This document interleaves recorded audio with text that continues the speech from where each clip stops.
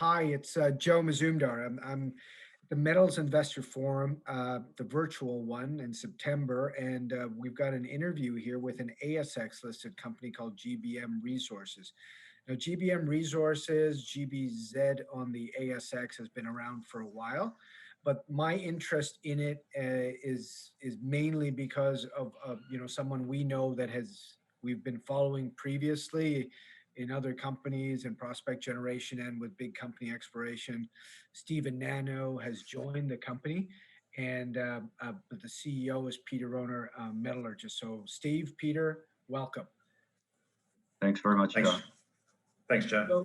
So, I'll start off with Peter. You organize this company. You've got a lot of things happening with multiple assets through Eastern Queensland as well as to South Australia. So can you explain maybe what you're trying to do, your strategy here with this junior explorer?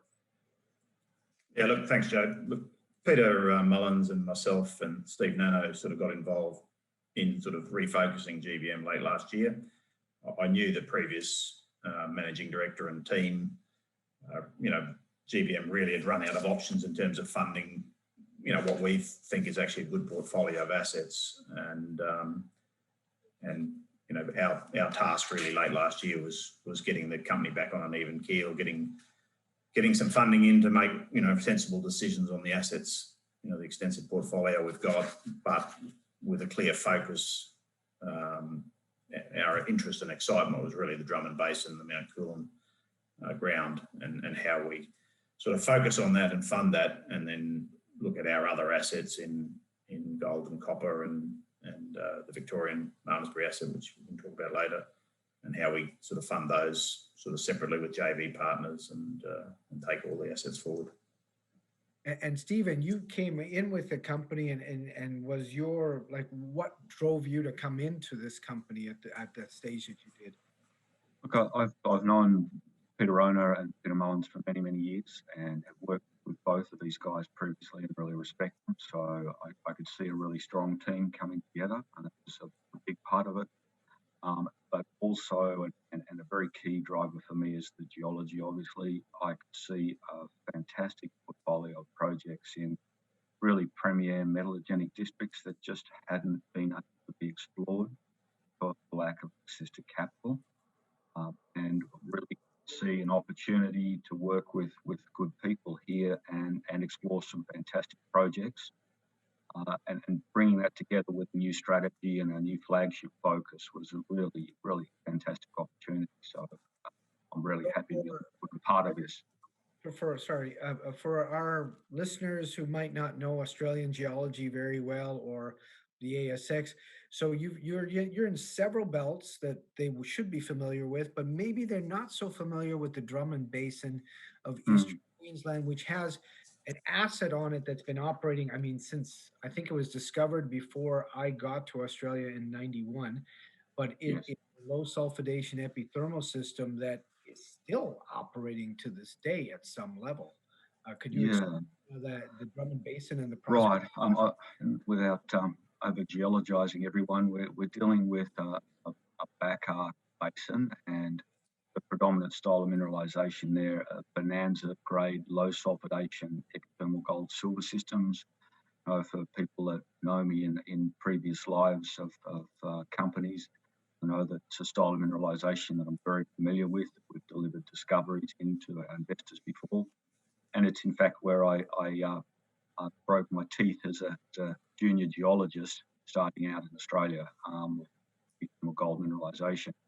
The Jingo deposit that you've referred to has an endowment of approximately, historic production, so of over 3.5 million ounces, and resources there in excess of 1 million. So we're talking about probably a 5 million ounce deposit.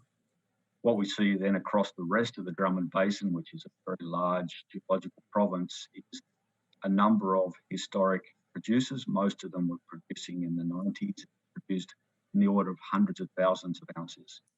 And what we see from our geological evaluation is that these, a number of these systems, particularly our flagship Mount Coolum, are really large epithermal systems, and they have the potential to deliver real discoveries, million ounce discoveries, and they just need exploration.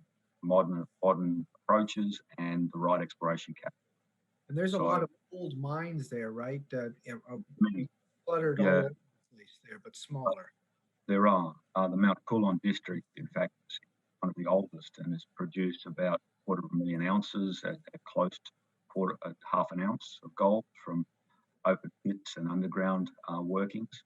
But there are several mines that were operated in the late 80s and 90s that have produced up to about 500,000 ounces in their own right. Again, what we see is that they're just scratching the top of the iceberg there, and that there's substantial potential for further discovery directly under old pits and with new targets that just haven't been tested yet. But I mean, understanding this Drummond Basin, it's been around for a while. People have explored, some people have mined it, and the land packages are disaggregated, let's say. So, Peter, the other key to that is sort of consolidating yeah, these land packages to get something big enough for, even your proposal of trying to get something or consolidating maybe 1,000,000 ounces of resource there. So, how is GBM going in there trying to do that? Yeah, so we had a land package of about 1,200 square kilometres centred around Mount Coolon. We've sort of since last year we've pegged about another 2,800 square kilometres. Actually, a couple got granted in the last couple of days. So we've got a land package on the eastern side of the Drummond Basin and as well as the western side now of around applications and granted of nearly 4,000 square kilometres. And then there were two historical sort of resources on the western side, Yandan and Twin Hills, and we're in discussions with both those owners to acquire those two properties. Further north, there's other projects, as you mentioned, Pajingo and Wirrallee, that also produced historically, reasonable amount of ounces. But yeah, we've got a good land package now. We've got some acquisition targets to sort of bring on board. Obviously, depends on those negotiations, but we're confident we'll get those things moving. And then what it really gives us is within a sort of 100-kilometre radius, good strong land package with lots of targets and lots of existing resources that are either JORC or 2004 JORC. Makes you the dominant player in the Drummond Basin then in the end. Yes. And we'll talk about the Drummond Basin. We don't have that much time, but I know that you're drilling there. That's what your active program is right now. But also, there's been always, the investors looking at Victoria and the Fosterville district, and you had a land package there called, I believe, Malmesbury that you've dealt to Novo Resources. Can you talk about that, Stephen? Yeah, look, just one of the really wonderful projects that GBM has on the books. It's in the Victorian goldfields, in the part of the goldfields that have historically produced over 60 million ounces of gold. Our project is located along a really important structural break, about 50 odd kilometres to the south of the Kirkland Lake Fosterville mine.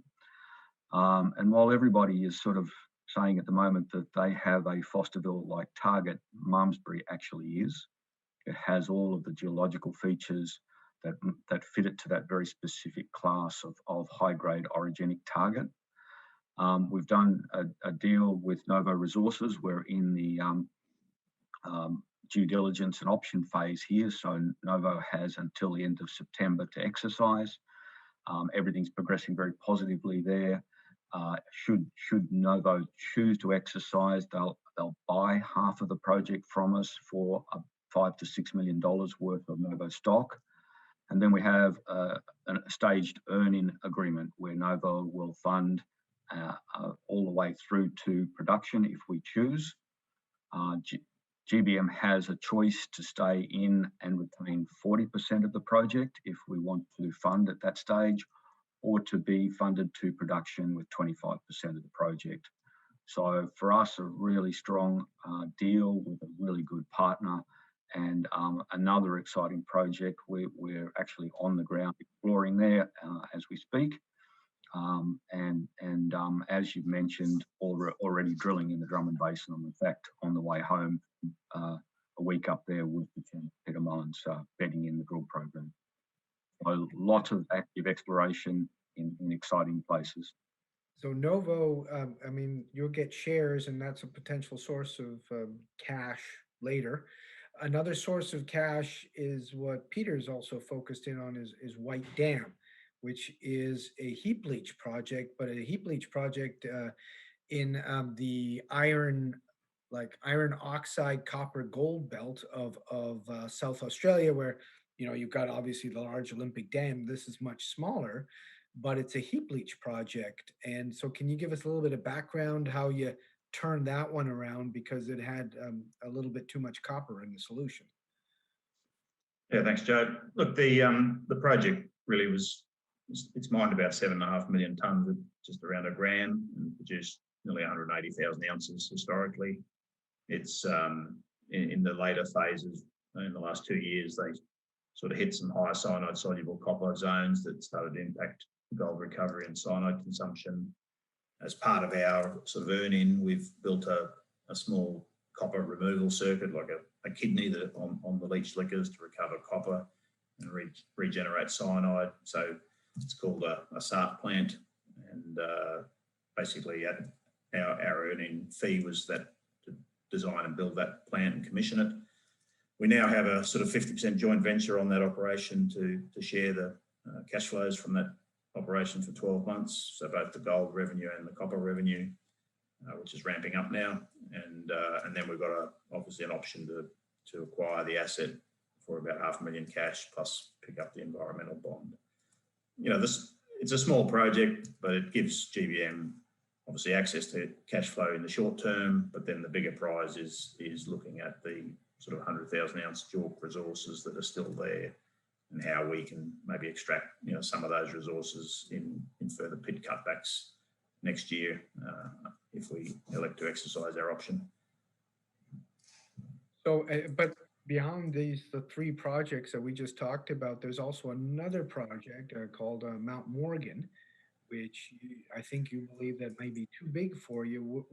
What's Mount Morgan? How does that fit in your portfolio? I'll let you go, Steve. Okay. Yeah, look, GBM,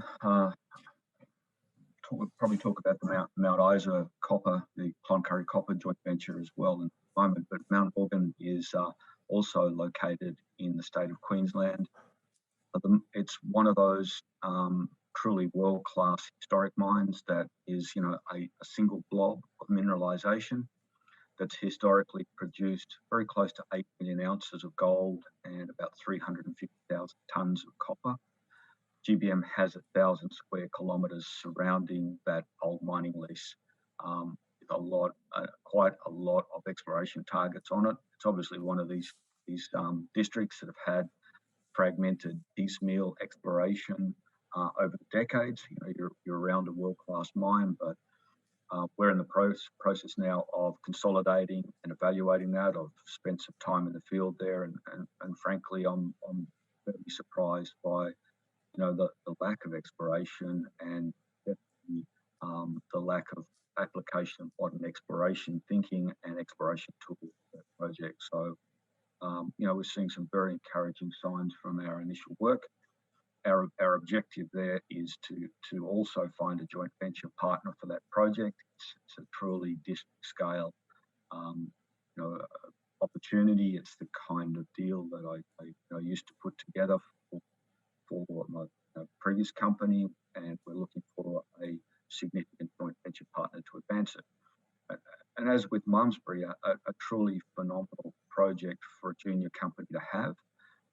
But we need to stay and want to stay focused on our flagship in the Drummond Basin and focus our exploration goals there and bring in good partners to advance these other projects. Okay. Well, just to wrap up, Peter, so you've got a decent working capital position, I believe, right now. So what can a person right now who's looking at investing in junior exploration look forward to from GBM Resources in the next 12 months? Yeah, look, we've got obviously a lot of news flow with drilling at Mount Coolin, which is obviously our flagship project. We've got a 5,000 metre program that's underway now. We've got you know, you haven't mentioned that we've got a large land package north of Ernest Henry in northwest Queensland. It's under a JV with Japanese partners, and so that's fully funded. You know, with a budget of about 700,000 a year typically. So we'll get, you know, magnetic survey data and drilling later this year or early next year on that project as well.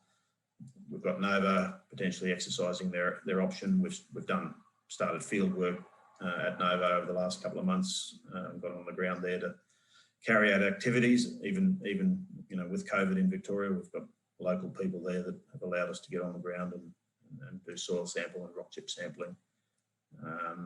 And then yeah, Mount Morgan's really about just getting that asset funded by a partner, and then White Dam is really just about, you know, obviously as a board and as a management team, you know, my focus is probably more on the business development and operational activities at White Dam, and then we've got Peter Mullins and you know, Steve Nano really driving the exploration programs on Mount Coolin and you know, bringing in the partners on these other assets. All right. Well, thank you, Peter. Thank you, Stephen. Thanks for joining us. No worries, Joe. That's Joe Mazumdar, Exploration Insights. Thanks for joining us at the Metals Investor Forum, the virtual conference in wherever you are. Thank you very much.